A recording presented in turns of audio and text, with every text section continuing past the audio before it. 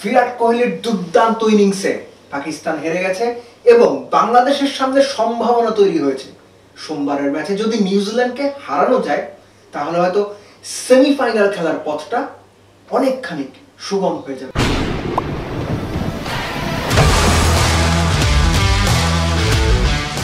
সবার আগে ভারত পাকিস্তান ম্যাচ, একটা ব্যাপার তো নিশ্চিত যে ভারত পাকিস্তান ম্যাচে যে ধরনের গণমাধ্যমের হাইপ তৈরি হয় সেই হাইপটা মাঠের ক্রিকেটে অনেক বছর ধরেই খুঁজে পাওয়া যায় না। এই যেমন ধরুন চ্যাম্পিয়ন্স ট্রফির ম্যাচটাতে ভারতের জেতার জন্য দরকার 2 রান, বিরাট কোহলির 100 হওয়ার জন্য দরকার 4 রান।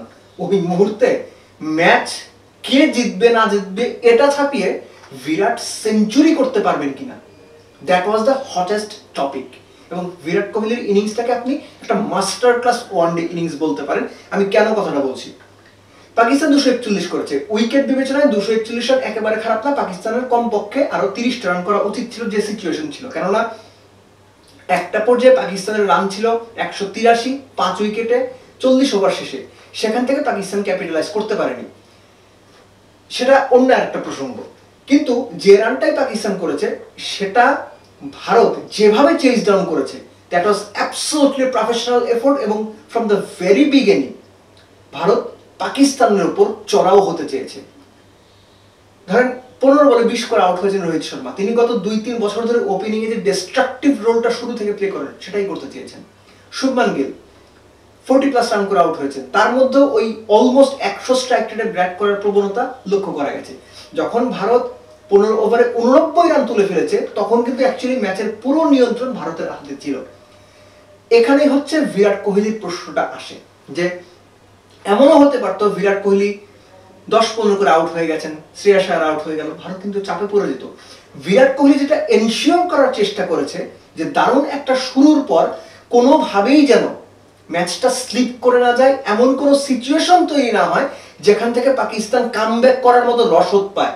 বিরাট কোহলি নিশ্চিত করেছেন পাকিস্তানকে বিন্দু মাত্র চান্স দেওয়া যাবে না। এই ম্যাচে পাকিস্তানের সেরা বোলারকে আবরার আহমেদ, তিনি যেভাবে যে বলটাতে শুভমান গিলকে বোল্ড করলেন that was absolutely outstanding, brilliant. সেই আবরার আহমেদ বিরাট কোহলির এগেইনস্টে খুব ভালো বল করেছেন। বিরাট কোহলি আবরারকে পরিপূর্ণ সম্মান দিয়ে নিজেকে একদম বেসিক ক্রিকেটের মধ্যে রেখে সামলেছেন। যখন যে শট যেভাবে খেলা উচিত, যে বল যেভাবে ডিল করা উচিত সেভাবেই তিনি করেছেন। এক্সট্রাঅর্ডিনারি কোনো কিচ্ছু করতে যাননি, নায়ক হতে চাননি, কিন্তু দিন শেষে বিরাট কোহলি নায়ক। কেননা নায়ক হতে না চেয়েও বিরাট কোহলি নায়কের মতো একটা হিরোইক ইনিংস খেলেছেন। এবং এই ম্যাচ হারার ফলে there is every chance Pakistan champions trophy থেকে ছিটকে গেল। গাণিতিক সমীকরণ রয়েছে, ইপসন বার্ডস রয়েছে, কিন্তু পাকিস্তান লিটারালি ভারতের কাছে হেরে ছিটকে গেল। আর এখানেই আসে বাংলাদেশের সম্ভাবনা। নিউজিল্যান্ডের সঙ্গে সোমবার দিন বাংলাদেশের ম্যাচ, অনেক কিছু আলোচনা আছে। সবচেয়ে বেশি আলোচনায় মাহমুদুল্লাহ রিয়াদ দলে ফিরলে কে ড্রপ করবেন সেটা নিয়ে অনেকেই বলছে মুশফিকুর রহিম ড্রপ করবেন, অনেকেই আবার বলছেন যে সৌম্যকে উপর থেকে ড্রপ করা হবে, মিরাজকে দিয়ে ওপেন করানো হতে পারে, কিংবা শান্ত নিজে ওপেন করতে পারে। অর্থাৎ একটা আনস্টেবল দলের মধ্যে বেস্ট 11 সাজাতে গিয়ে যে ধরনের সমস্যাগুলো তৈরি হয়, রিয়াদ যদি ব্যাক করেন তাতেও সেই সমস্যার সমাধান হচ্ছে না।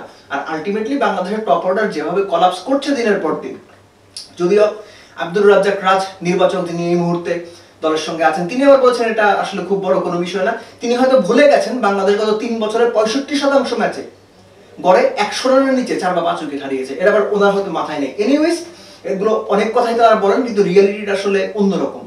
নিউজিল্যান্ডের কথা যদি বলি, নিউজিল্যান্ড এই টুর্নামেন্টেরই অন্যতম ফেভারিট। তারা পাকিস্তানের ট্রাইনেশন খেলেছে, পাকিস্তানকে ফাইনালে হারিয়েছে, এবং যে ম্যাচটা তারা পাকিস্তানের সঙ্গে চ্যাম্পিয়ন্স ট্রফির ফার্স্ট ম্যাচটা খেললো সেখানে পাকিস্তানকে আউটপ্লেড করে দিয়েছে।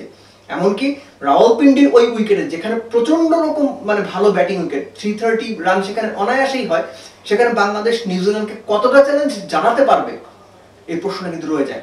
লাস্টলি শুধু একটা কথাই বলবো, বাংলাদেশ যদি নিউজিল্যান্ডকে হারাতে পারে there is every chance Bangladesh quarter ফাইনালের জন্য কম্পিট করতে পারে। কিন্তু নিউজিল্যান্ড ক্যাপ্টেন মিচেল স্যান্টনারের একটা কথা থেকে বুঝতে পারবেন যে বাংলাদেশকে নিউজিল্যান্ড কিভাবে ট্রিট করে। যে বাংলাদেশ ভালো দল, বাংলাদেশ যদি নিউজিল্যান্ডকে হারিয়ে দেয় তাহলে সেটা তাদের ভাষায় একটা আপসেট। অর্থাৎ বাংলাদেশ যদি বড় কোনো দলকে হারায় এখন এই সিচুয়েশনে, সেটাকে বড় দলগুলো আপসেট হিসেবেই দেখে।